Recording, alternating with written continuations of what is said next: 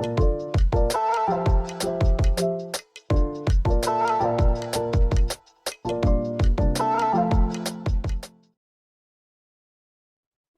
¿qué tal? Bueno, te doy la bienvenida a esta primera entrevista. Estamos con Irene Cano, que Irene en su cuenta de Instagram es El Paje de Basto, capaz la conozcas con ese nombre. Yo soy Cecilia García Robles, soy la creadora de este congreso de astrogenealogía. Y bueno, le doy la bienvenida a Irene, esta primer charla que vamos a estar hablando un poquito sobre, bueno, quién es ella, de qué va a hablar en este congreso. Antes de darle la palabra a Irene, te voy a contar un poquito que este congreso va a ser el 3, 4 y 5 de febrero. Va a ser online, internacional, para todo el mundo. Vas a poder participar en vivo si querés estar en vivo y si no, podés ver la grabación que después va a ser subida en mi canal de YouTube y en la página del congreso. Podés acceder a toda la información en el Instagram, que es Congreso Astrogenealogía, y también tenemos una página que es congresoastrogenealogía.com, donde también vamos a estar subiendo todas las ponencias y todas las propuestas también de las ponencias. Y bueno, nada, yo acá súper entusiasmada con esta oportunidad, ¿no? De conocer a tantas personas y que vamos a estar en contacto con un montón de astrólogas y astrólogos que se dedican a la astrogenealogía o a la astrología humanística, hablando de esta temática que es la astrogenealogía, que es la astrología familiar, sistémica, transgeneracional. Y bueno, el día de hoy, como les decía, estamos con Irene, que nos va a estar contando un poco sobre, bueno, quién es y de qué se va a tratar su ponencia. Así que bueno, bienvenida Irene. Hola, gracias. Bueno, ¿querés contarle un poco a la gente cómo llegaste a la astrología, a la astrogenealogía? Bueno, a la astrología llegué mitad por casualidad, no sabría decir, porque es una historia así como de la astrología quería encontrarme, pero yo no quería que me encontrara hasta que finalmente me enamoré de ella, ¿no? Es una historia de amor. Es así, o sea, yo con 18 y 19 años, cuando tenía que elegir carrera, yo quería estudiar astrología. Es Ah, mira, curioso. Y no había esa opción, claro. Y aparte, aunque la hubiera habido, mi madre me hubiera dicho que no, que claro. tirara por otro camino, ¿no? Y luego, pues, la vida me fue llevando a la astrología y finalmente, a través de estudiar de modo autodidacta, ¿no? Los libros que vas encontrando por casa.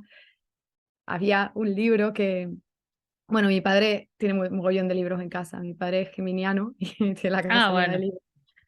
Y casualmente tenía por ahí un libro de astrología que luego me enteré que se lo había regalado una exnovia, pero vete tú a saber. Y eso fue como el primer libro de astrología que cayó en mis manos, ¿no? ¿Te Y ya acordás a cuál partir era? buah, no me acuerdo, pero era como astrología de las relaciones, o sea, era como Ah, de Liz hablando Green. de sinastrías y compatibilidad, pero no era muy, o sea, no era este de astrología de las relaciones que hay Ah, el de de Liz Green, no, no era.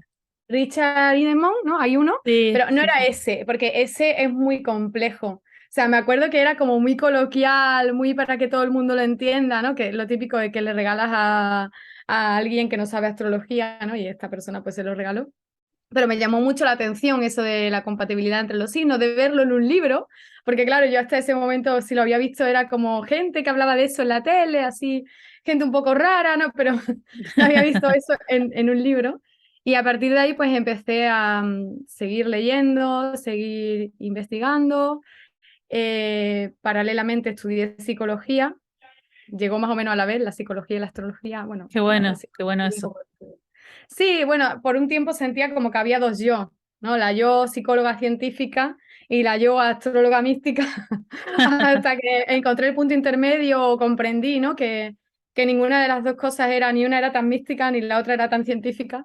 Y entonces empecé a poder unir todo y a poder reconciliar esos dos yo, porque de verdad que temporalmente me sentí dividida, ¿no? Como si tuviera que elegir entre esas dos partes de mí, entre esas dos cosas que amaba, porque en realidad yo amo la psicología y amo la astrología, amo las dos cosas. Y es maravilloso haber llegado a este punto en el que hay un punto común, ¿no? Es como puedo estar con mis dos queridas, la astrología y la psicología, a través de la astrología psicológica, a través de la astrogenealogía también, Y de hecho para mí fue eso, muy como reconciliarme conmigo misma, el ir descubriendo esa rama de la astrología, que es la astrología psicológica y posteriormente la astrogenealogía, que me parece tan útil y que la he ido estudiando, ¿no? En los últimos 3 años fue como, bueno, quizá un poco más, fue como con el nodo norte en Cáncer, Mm, 2018, por ahí, ¿no? Fue cuando yo me empecé a aproximar a la astrogenealogía. Primero, como de una perspectiva personal, porque ese nodo norte cae en mi casa 4 mm. y yo tengo la luna en Capricornio, con lo cual el nodo sur también estaba ahí tocando temas lunares, ¿no? En ese momento, 2017, 18 y 19. Sí, me acuerdo, me Y acuerdo. ahí fue cuando Ahí fue cuando ya, lancé mi formación de astrogenealogía, cuando la empecé a armar y la empecé a preparar, sí, sí, sí, sí, es que total. ahí fue el momento, yo creo, de que la astrología estaba resurgiendo, ¿no? Y la astrogenealogía empezó a resurgir ahí, yo pienso.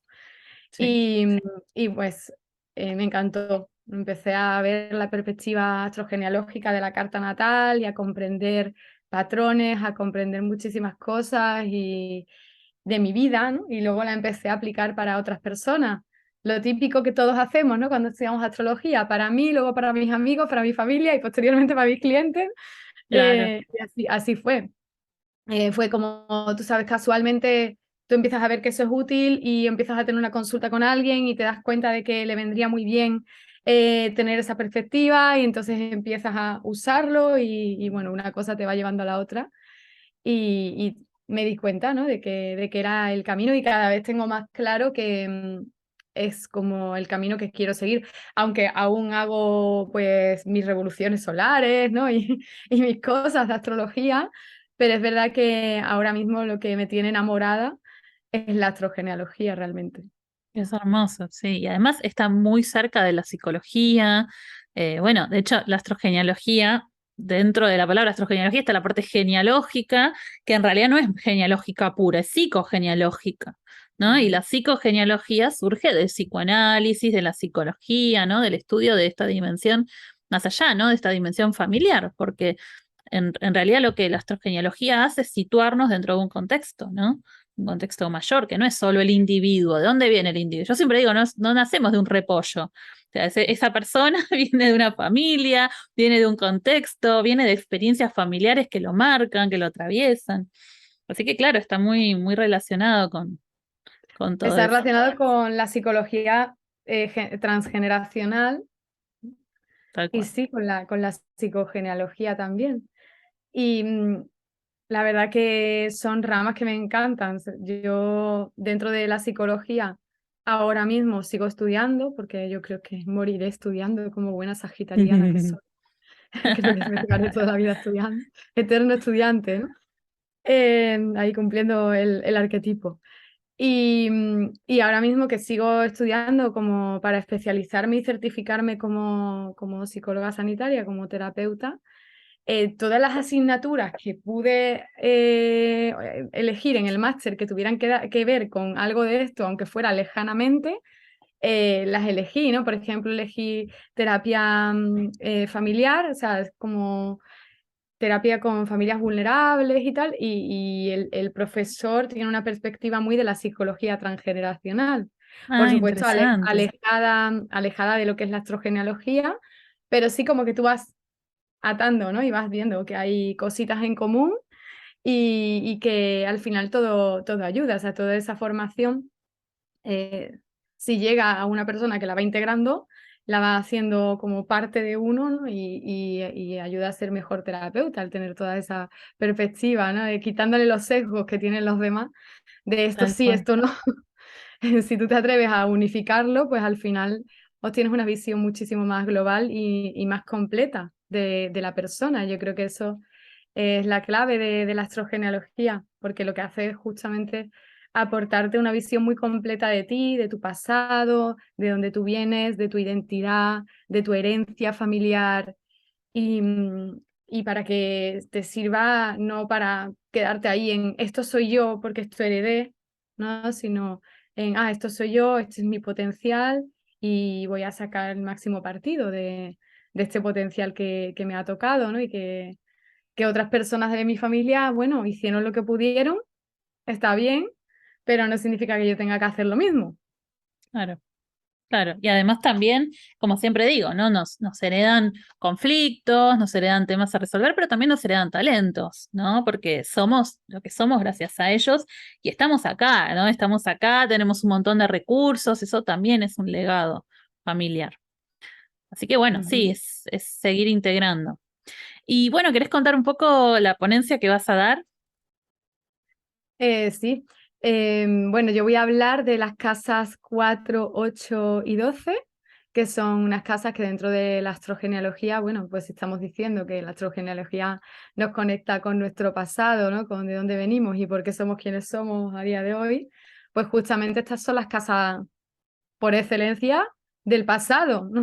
Es así, en la casa 4 mis raíces, mi pasado como mi infancia, también mis padres, ¿no? De dónde vienen, las costumbres familiares, las costumbres del lugar de origen. Y eso forma parte de la identidad de uno. La casa 8 que es aquello que está en el pasado, pero está enterrado, ¿no? Los muertos que tenemos en los armarios, digamos, ¿no? Están ahí, lo que anda escondido en el sótano y que sin conocerlo también nos identifica, también es parte nuestra, aún sin conocerlo, o aún sin quererlo conocer, más bien, ¿no? Porque es aquello que incluso renegamos de ello. Y la casa 12 como el pasado más remoto, ese tema de historias, ¿no? De antepasados que vienen de muy, muy atrás, y esta parte también del inconsciente colectivo y su influencia en nuestra vida diaria a través de, pues, por un lado, los autosabotajes, por otro lado, los dones y talentos que no sabemos muy bien de dónde vienen, ¿no? Y que están ahí, bueno, también esperando a ser descubiertos. Entonces, desde esa mirada sistémica y de esa mirada astrogenealógica, las casas 4, 8 y 12 esconden secretos familiares y esos secretos también son oro, ¿no? Hay también oro ahí por descubrir que son talentos innatos, partes de la historia familiar con las que si nos identificamos, pues tenemos muchísima inspiración. No es solamente todo feo, ¿no? Todo bloqueo, autosabotaje, no, hay también oro dentro de estas casas. Claro. Qué interesante. Son tres casas que son fundamentales, ¿no? Para la astrogenealogía, entender cómo funcionan, más si tenemos planetas ahí, ¿no? Y son casas difíciles de entender, porque aunque creamos que las entendemos, capaz las entendemos mentalmente, ¿no? Pero después realmente eh, sentir, ¿no? Lo que nos trae, la información que nos traen esas casas es complejo, ¿no? Capaz la más fácil de entender es la 4, que nos remite a la infancia, al pasado, lo conocido, que también lo que está ahí es como conocido, me siento cómoda, me siento a gusto. Ya cuando nos vamos a la 8, es un poquito incómoda, pero bueno, también guarda ahí sus tesoros. Y la 12 es súper difícil, ¿no? Es enigmática, es difícil de entender, difícil de ¿no? Como el dios Poseidón, de poder tocar con las manos, manipular, ¿no? Es como que se nos escabulle por los dedos. Son re interesantes esas tres casas, sí. Es un misterio, ¿no? Todo lo que acontece a las casas 4, 8 y 12 es misterioso. Y lo de la Sí. 12 más aún, claro, es Ah, un auténtico misterio, pero al final también forma parte de nosotros, ¿no? Incluso sí. aquello que parece más lejano en el tiempo, aquello que, bueno, pues también forma parte de nosotros y de nuestro legado. Entonces, yo Qué creo que lindo hay que darle tema, qué interesante. Sí, sí, sí. Bueno, me encanta, me parece fascinante la temática. ¿Y va a ser para qué público? Porque tenemos estos 3 días, ¿no? El viernes van a ser charlas para todo público, sin demasiados tecnicismos, cosa de que cualquier persona se pueda beneficiar de esas conferencias. El sábado van a ser un poquito más complejas, o sea, para estudiantes o para gente que ya maneje vocabulario astrológico. Y el domingo van a ser las conferencias más técnicas, más específicas de la astrogenealogía. ¿Vos para qué día lo pensaste? para el día 3, el primer día de congreso. Así que la idea es que sea algo accesible, que todo el mundo lo pueda entender, expresado en un lenguaje no técnico, coloquial y a través de ejemplos, ¿no? Todo como bueno, pues pensado para el gran público, para que nadie se quede atrás y nadie se quede sin entender la información que se va a dar, porque justo la intención es que se entienda y que incluso se puedan llevar un poco el regalito, ¿no? De que haya algo que les haga pensar o de lo que empiecen a tirar mirando sus cartas, que les haga reflexionar, que tengan Ah, ahí ese aporte, ¿no? Ya desde el primer día de congreso para que les pique ahí la curiosidad y quieran aprender más astrogenealogía. y quieran saber un poco más. Y aunque no parezca, lo más difícil es hacer conferencias, hacer charlas o hacer contenido para público general, ¿no? Es más fácil hablar en vocabulario astrológico, pero poder bajarlo, todo esto que es tan complejo y que es tan profundo a un vocabulario sencillo, es muy difícil, es un desafío. Es traducir, como yo siempre digo, ¿no? Tienes que traducir al lenguaje coloquial. De hecho, literalmente, yo lo que hago es traducir. O sea, yo escribo la charla como para mí y luego elimino términos y busco otros, ¿no? Que sean más accesibles para la mayoría. O sea, que literal que es un ejercicio de traducción, es así. Sí, total, total. Bueno, súper interesante, me va a encantar. Bueno, yo voy a estar en todas porque yo lo voy a estar conduciendo, así que, bueno, me va a encantar escucharla a Irene con estas tres casas que son fundamentales en la astrogenealogía y estoy segura de que la gente va a poder aprovechar muchísimo esta información porque es tan rica toda la información que encontramos en la carta natal y en estas tres casas tienen que saber su hora natal para poder aprovecharla, ¿no? Porque las casas, la domificación está directamente vinculada a la hora de nacimiento, así que está bueno que la gente ya vaya a buscar su hora natal, su partida de nacimiento. ¿Cómo dicen en España la partida de nacimiento? Sí, así también. La partida de nacimiento, ok, ok, Sí, ok. sí. Sí, sí, sí, partida literal de nacimiento. Bueno, que vayan ahí a buscar, que le vayan a preguntar a mamá, papá, a qué hora nací, porque, bueno, las casas necesitamos eh, saber la hora, ¿no? Conocer, Para claro, el ascendente, conocer el ascendente. conocer el ascendente, sí. Bueno, va a estar muy bueno, estoy segura que sí. Muchísimas gracias, Irene, por compartir tu sabiduría con toda la gente. Estoy convencida de que lo van a aprovechar un montón y bueno, entusiasmada y con muchas ganas de que llegue el día. Gracias a ti por invitarme, yo encantada de participar como siempre. Bueno, muchas gracias. Hasta la próxima.